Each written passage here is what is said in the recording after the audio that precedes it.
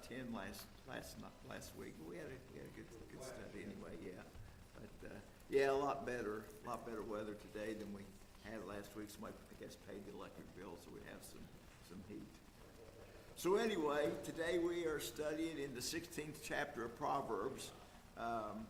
We made it to verse 9 last week, so we're going to pick up today with verse 10. Now, in this section, kind of verses 10 through 15, talks a little bit about kings and principles that apply to government and leaders and authorities and things along that line. Stuff that's very applicable, obviously, today.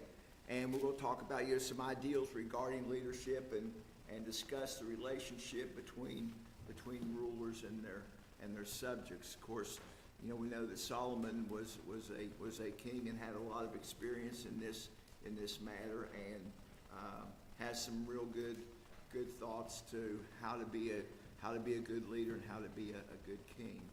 So before we go any further, I'd like for Pete Peters, if he would, to lead our minds in prayer. Heavenly Father, we thank you for the good night's rest we've had and the opportunity we have to be here this morning. We ask you to be with us, be with our minds, and help us to learn from the things that David has to say this morning. Bless the other teachers as they do their work as well. Be with us throughout this morning. We thank you in Jesus' name. Amen. All right, so let's look at verse 10. A divine sentence is in the lips of the king, and his mouth shall not transgress in judgment. And another translation of this is a divine verdict is on the lips of the king. His mouth should not err in judgment. So here we see, obligations are often phrased in statements, and this is kind of like a legal contract here. It states a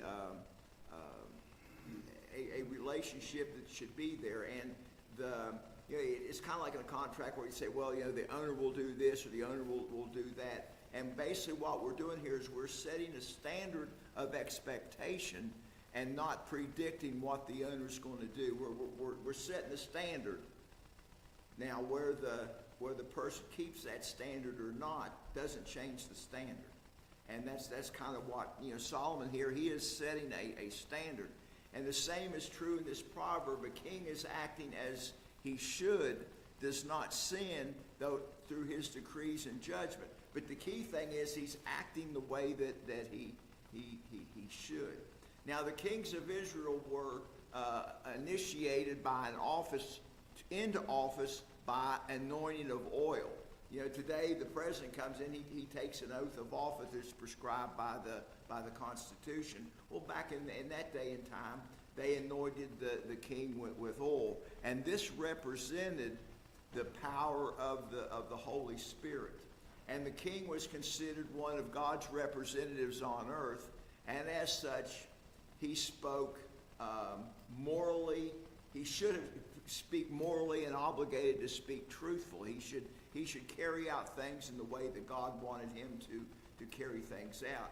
And when he offered a judgment or a ruling or a decree or something along that line, he was expected to do so righteously and not in sin. He was supposed to give a righteous decree that was in accordance with God's words. So when Solomon was a young man, he wanted to judge the people of Israel righteously. And according to 1 Kings 3:3, Solomon loved the Lord, walking in the statutes of his father David. So when the Lord appeared to Solomon in a dream at Gideon, Solomon was asked, what gift that he wanted. And he acknowledged to God that he had made him king in place of his father. We can read about this in 1 Kings, the 3rd chapter. And he also acknowledged that he was inadequate to judge the nations. This is back in verse 8. So he asked the Lord for an understanding mind to govern your people, that I may discern between good and evil. For who is able to govern? This is your great people. That's verse 9. So the Lord granted Solomon's request and enabled him to render righteous judgments. So we've talked about this a lot. He gave him, he wanted wisdom, and the Lord gave him wisdom to, to rule justly and be the type of ruler that God wanted him to be.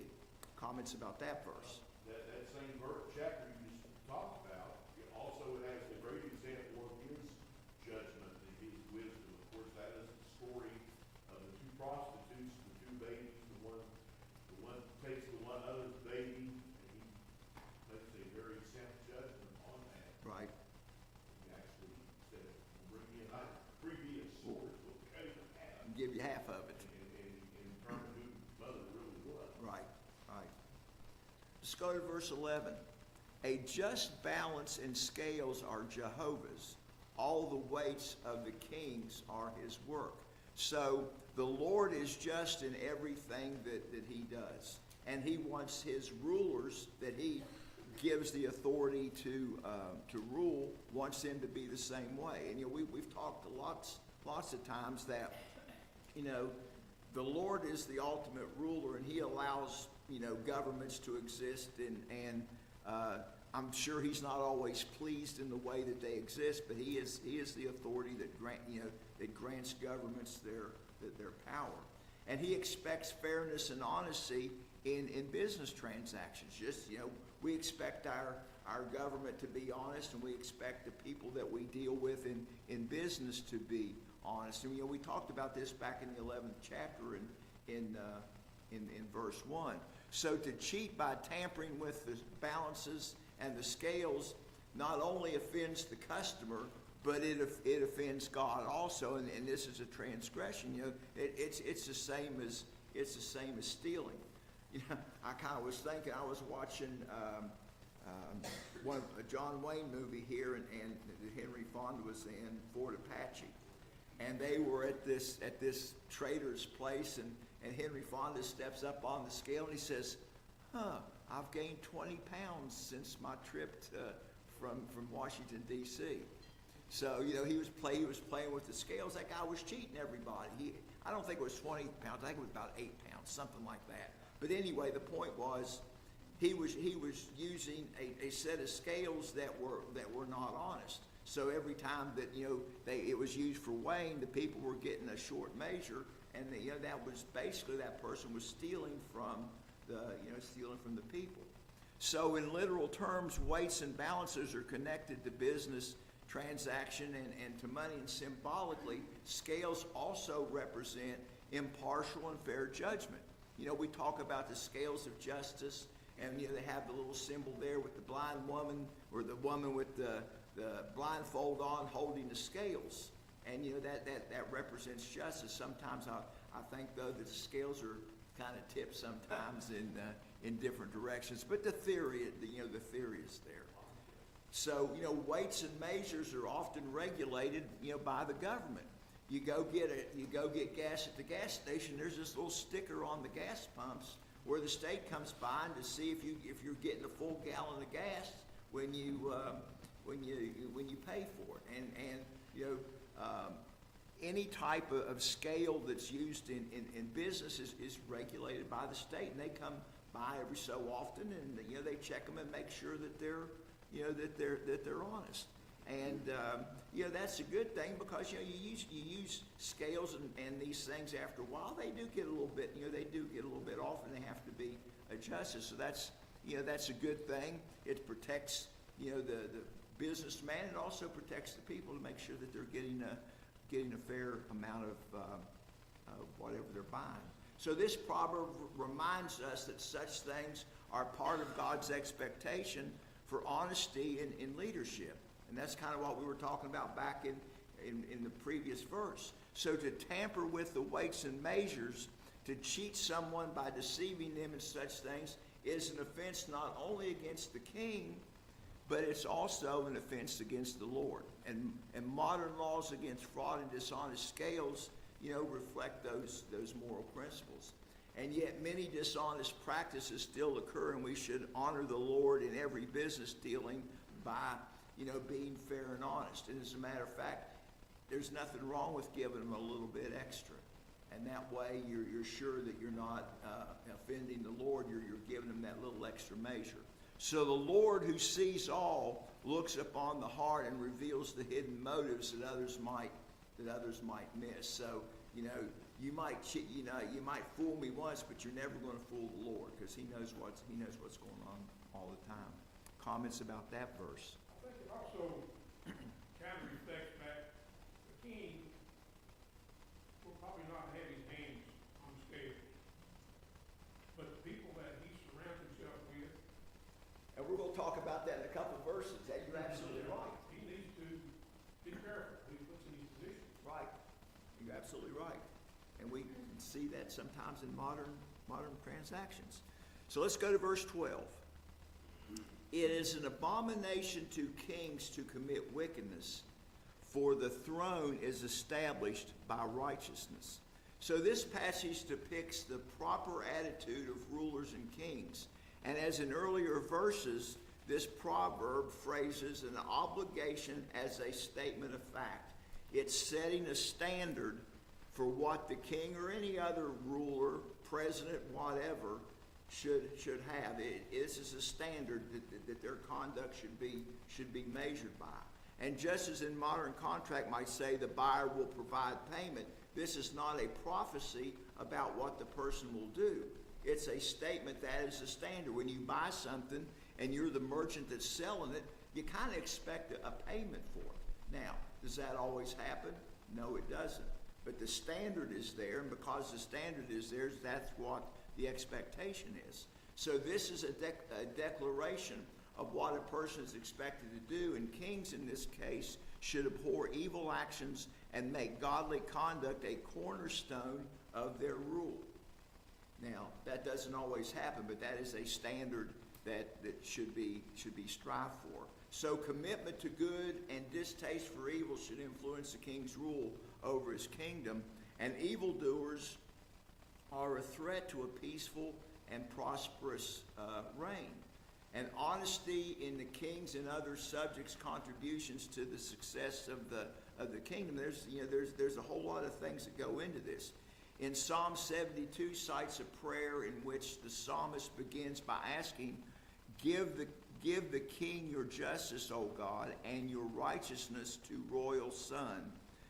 May he judge your people with righteousness and your poor with justice. So this again kind of sets a expectation of what we should expect from our leaders.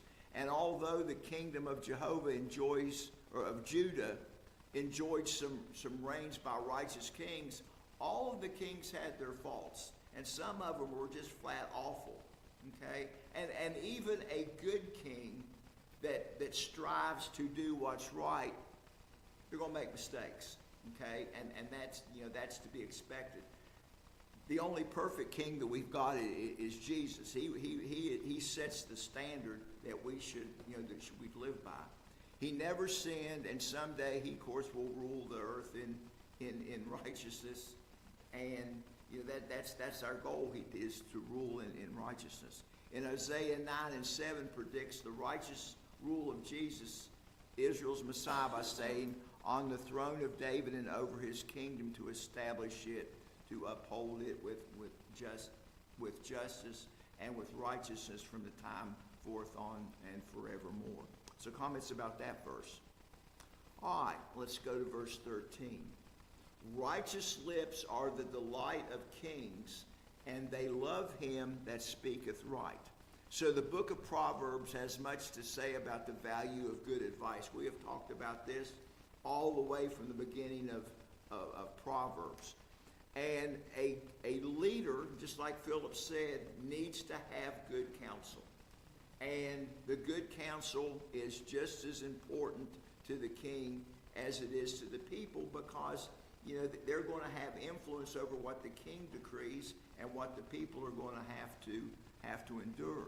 In ancient times as today, no ruler can be perfectly aware of everything that's happening in their kingdom at all times. You think about all of the things that go on in our country. The president cannot keep track of everything that goes on in the country. And if you look at the history of the United States, the president's cabinet when George Washington was there was only like 2 or 3 people. Now there's what, 16 or 17 cabinets, and all these people, you know, are responsible for different parts of the government, and their job is to give sound advice to the president over, you know, those things that are going on. And hopefully, you know, we would have people who are as expert in their field as possible, so that our leaders will always, you know, be able to depend on sound counselors and be able to depend on them as good, solid advisors. Dishonest counselors might give treacherous advice that could lead to defeat at the hands of an enemy. You know, when we were fighting World War II, that's one of my favorite parts of history to study. And, you know, matter of fact, last night I was reading about George Marshall and his impact on the president. The president trusted him and Admiral King explicitly, and they gave him good, solid advice because, you know, in our country, you know, the commander-in-chief is actually the president, and he has to, you know, when we're fighting the war, the president has to come through with, you know, with certain decisions, and he has to have good advisors, or otherwise, you know, there would be a lot of defeat. And I tell you what, I was amazed at George Marshall, reading some of the stuff about him. I mean, he really shook things up, and he kind of saw into the future about how warfare was going to be, and he cleaned out about 130-some generals, and he promoted a bunch of people that were really actually kind of down in the ranks. And if you know, if you start calling the names, you'd recognize the name like Eisenhower and Patton and Omar Bradley, all those guys. They were low-ranking people, and he elevated them up into the, you know, to the higher deal. And the president went along with that, because to be a general, you have to be nominated by the president. So, you know, there is an example of an advisor who gave good, solid advice to the leader, and that you had good results. On the other hand, if they give them false information, you know, it might even topple the leader from their leadership position. And I think, you know, in most of our lifetimes, we've seen some situations like that, where some advisors have given the president or some leaders some bad advice, and it ends up, you know, ruining their presidency or ruining their kingship or whatever. So it's important that these leaders have righteous counselors who are going to truthfully guide the king. And going along with that, you know, sometimes the truth is not always popular. And as a leader, the worst thing you can do is surround yourself with yes men. You've got to have people who will speak truth and give their opinion. It's kind of like Patton said: if everybody's thinking alike, nobody's thinking. And you know, if a good leader, and I was reading a book about George H.W. Bush during the Gulf War, and he was talking about, or the person who wrote the book was one of these people in his administration, and he said that when they were discussing a strategy for the war, they had all these different opinions, and Bush sat there and he listened to every one of them. Now, he obviously didn't agree with all of them, but he sat there and he listened to all the opinions so that he had all the information that he needed to make the proper decision. And that's what a good leader had. If he's got good counselors that will speak truth to him, he's going to be able to make a better decision. Now, Solomon lauds those who speak with righteous lips, and I think that's really important here, because they can take that righteousness and they can apply that beyond royal counselors to all the people. If it's the right thing to do, it's not only right for the king, but it's going to be right for the people that he rules. So as King Solomon appreciated those who spoke with godly truth, indeed the rise and fall of the entire kingdom depended upon this righteousness. You know, think about how many times that the children of Israel, they were on the straight and narrow, and then they kind of got off the path into unrighteousness. And what happened to them? They suffered all the way along. You know, when we're studying about Joshua, what happened when there was sin in the camp?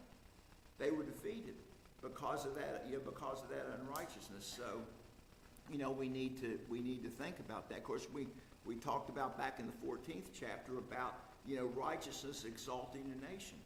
And that there's nothing more true than that. And although few people today are ruled by a king, it is still true that righteous leader and righteous nation are essential to peace and prosperity. When things are going bad, usually it'll go right back to somebody doing something that they really shouldn't be doing.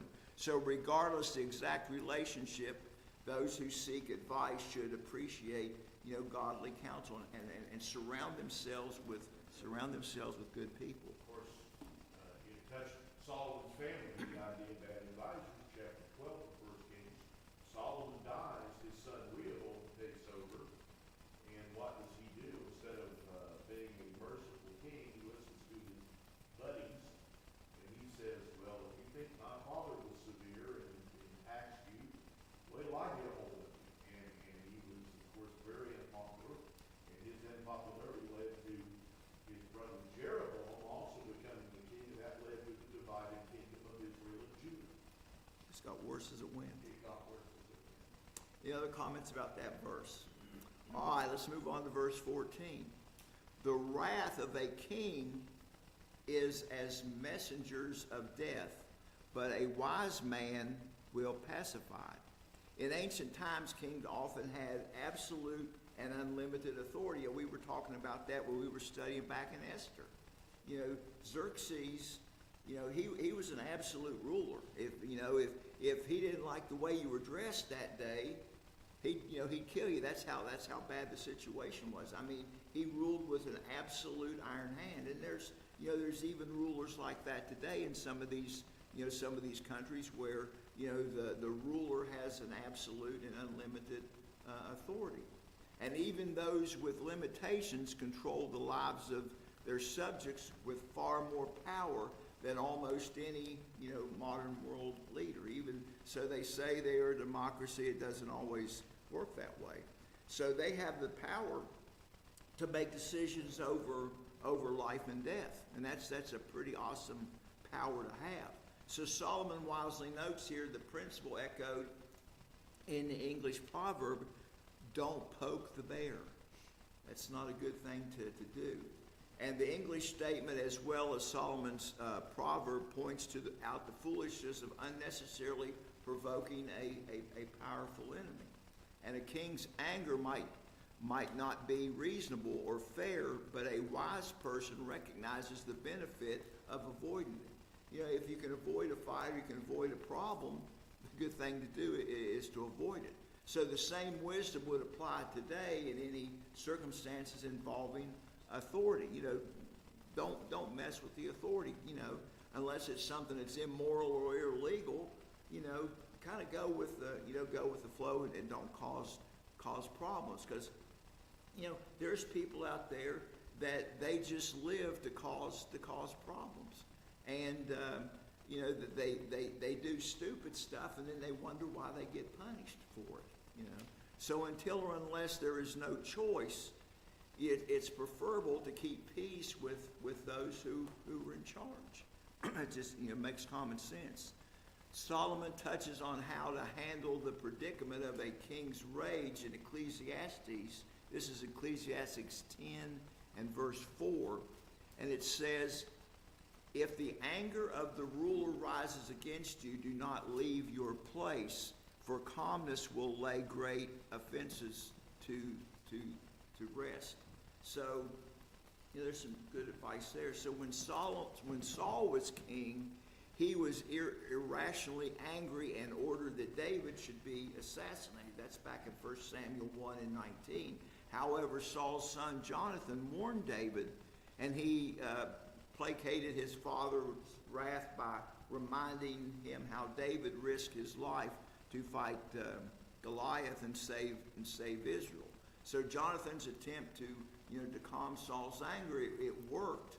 And in the same passage, Saul listened to the voice of Jonathan. Saul swore, "As the Lord lives, he shall not be put to death." So there's a situation where a king was getting ready to make a decision that probably he would have regretted once it was done, and he listened to his advisor, and he calmed down and didn't make a stupid decision after he was counseled a little bit. So there's something to say. Sometimes you need to sleep on it before you do it to get your thoughts, and maybe realize that first of all, you're not as mad as you thought you were, and second of all, if you do something, you're going to regret it later. And I think that's kind of the lesson there. History nerd department, I like to have it, probably the best modern example of an angry king and the irrationality that comes with it is Kaiser Wilhelm of Germany. He was a very irrational guy. He had a lot of anger issues. He also didn't like his cousins, George V and the Tsar, because they were all grandchildren of Queen Victoria. Right. And his rational behavior and anger probably cost Germany, obviously, World War I loss, but also, he just didn't save his nation Right. because he was just angry and irrational. Yeah. And he wasn't completely the one who paid for it. It was his people that paid for it. Because I tell you what, I mean, if you look back at it, they were pretty hard on Germany after World War I. They wore them out pretty hard on some of that stuff. Yeah. All right, let's look at verse 15. In the light of the king's countenance is life, and his favor is as a cloud of the latter rain. So the previous proverb back in verse 14 noted that the anger of a king could bring death, and a wise person consciously seeks to keep clear of such wrath. Here is the inverse is stated, where there are tremendous benefits in gaining the favor of a king. And while the king's rage can bring destruction, his approval can bring life. It's not a bad idea to have a friendly relationship with the people who are in power. Because quite frankly, there's some good that can become of that, not only for you personally, but maybe even for for other people, if you have a good relationship with who's in charge. And the reference is kind of like a shining face. You want to kind of be beaming when you see these people, and keep them happy and always have their approval. But likewise, the rain brings life to crops, is considered a blessing. And we can read about that a lot in the Psalms. Psalms 126 and 6 declares, "He who goes out weeping, bearing the seed for sowing, shall come home with shouts of joy, bringing his sheaves with him."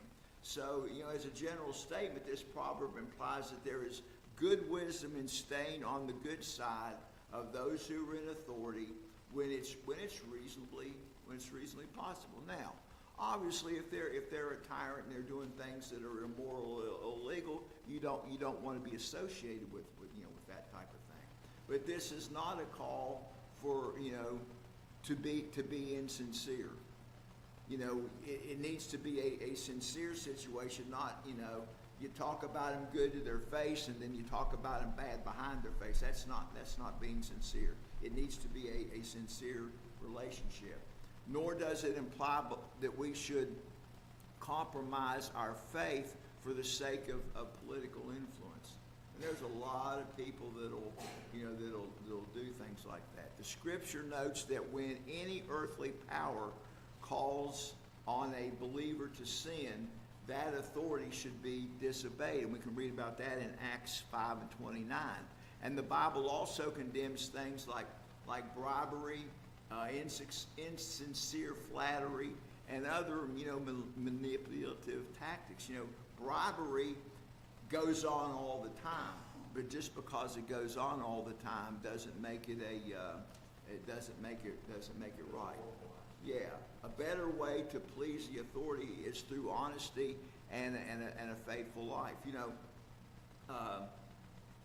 Leaders appreciate honest input. In most cases, they appreciate honest input, from the citizenry, because if you're the mayor, if you're the governor, you're the president, whatever, everybody wants to, you've got advisors around there, and they've all got their agendas.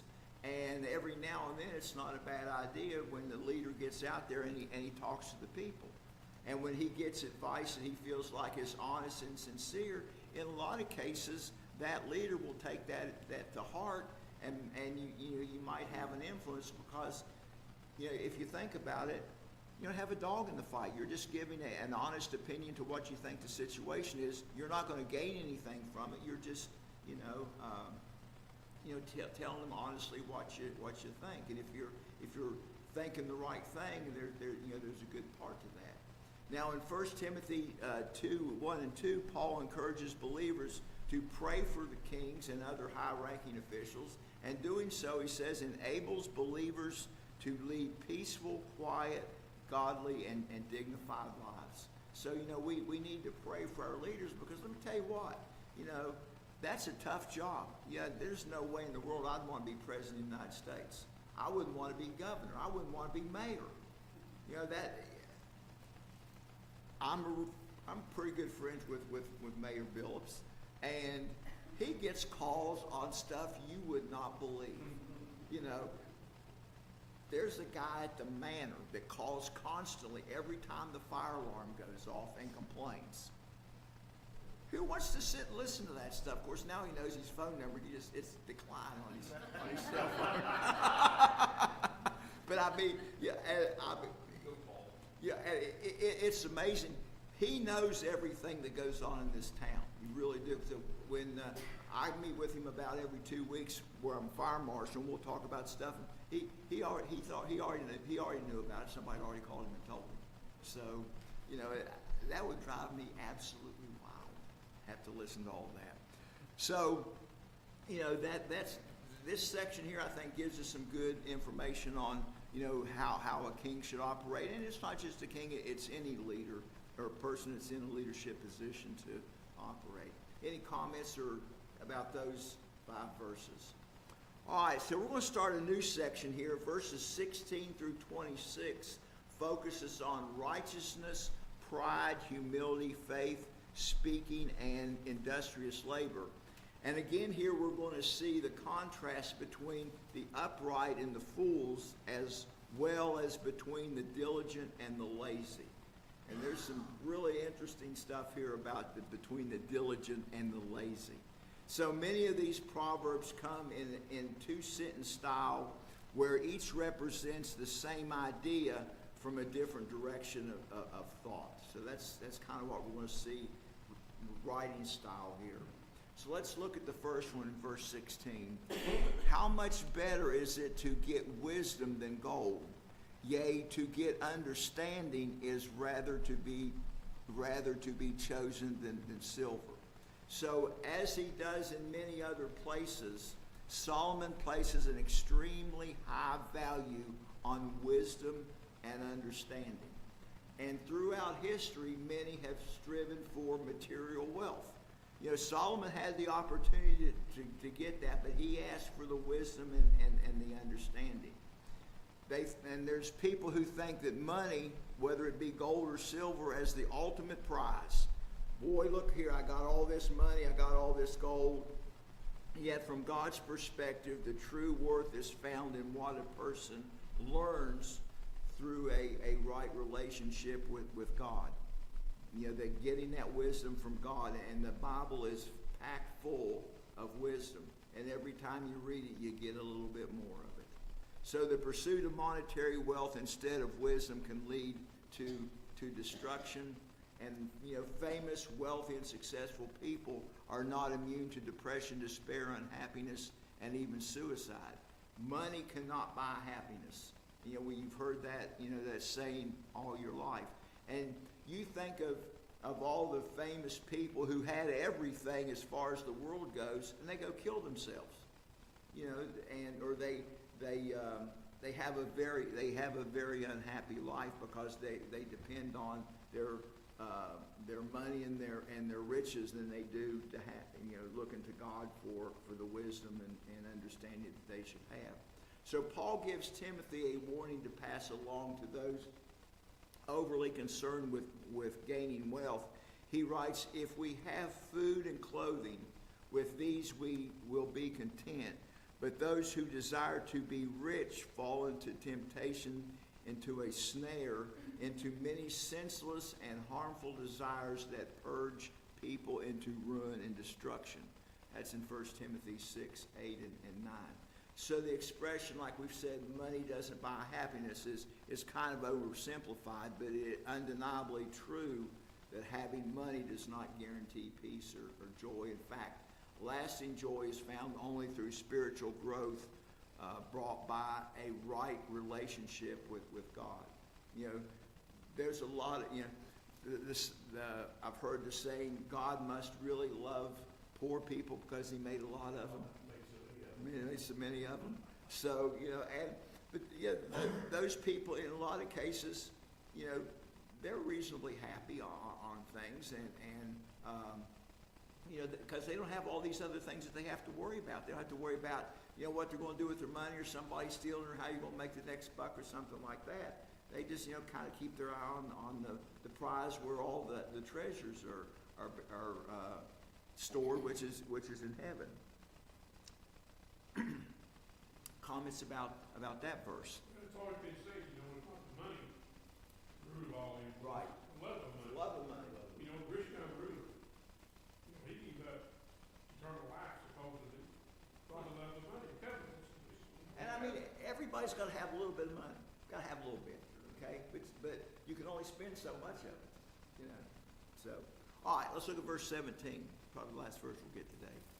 The highway of the upright is to depart from evil. He that keepeth his way preserveth his soul.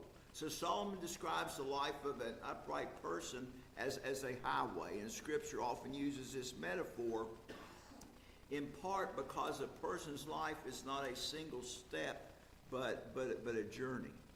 And each choice is a step that moves us in a certain direction and creates the conditions for our next choice.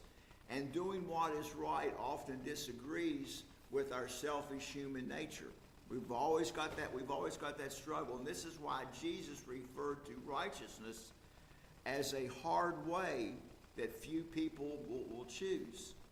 And Peter refers to the journey as a sojourner, and he urges his Christian readers to keep their conduct honorable. And this encouragement fits Solomon's description of the highway of the upright as one avoids evil.